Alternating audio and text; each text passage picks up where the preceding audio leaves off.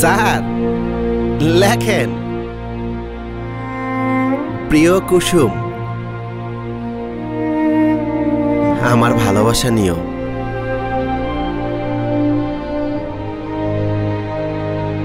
ভাই হাবিবকেও আমার ভালোবাসা দিও।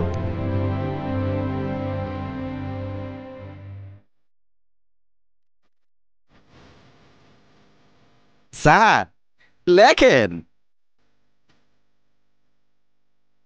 এই চিঠিটা তোমার হাতে পৌঁছানোর আগে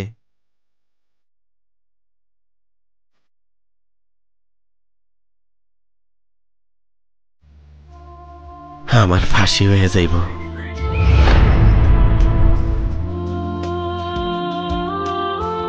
আইনের লোক যখন ফাঁসির রশি আমার গলায় ঝুলাইব,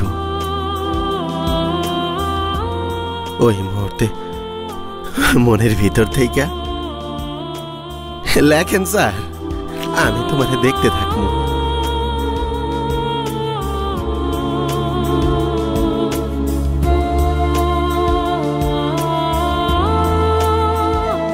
আর মহান আল্লাহর কাছে বলতে থাকবো, লেখেন স্যার, তোমার আর আমার আত্মাটা যেন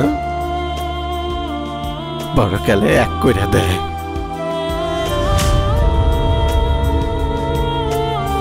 তোমার চাচা মাতব্বরের কাছ থেকে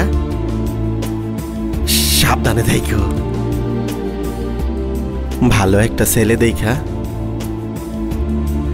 নতুন জীবন শুরু করে দিও। লেখেন স্যার।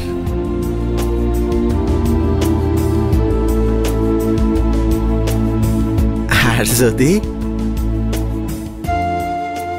পারো আসামিটারে মাফ করে দিও।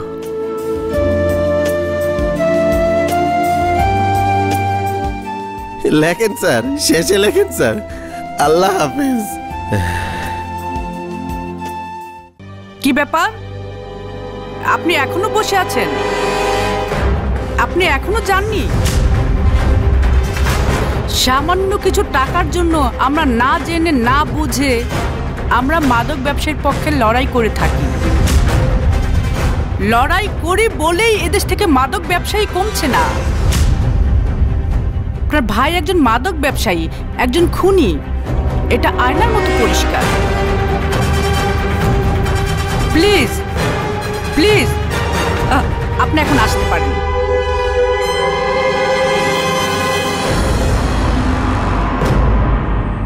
আমার উকিলে তো কইল না, ম্যাজিস্ট্রেট শামসুল হকে জামিন দিল না আমার। এই পাগল থাম।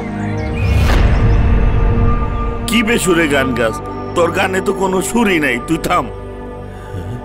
ভাই শুনছি যে কোনো সময় আপনার ফাঁসি হয়ে যেতে পারে।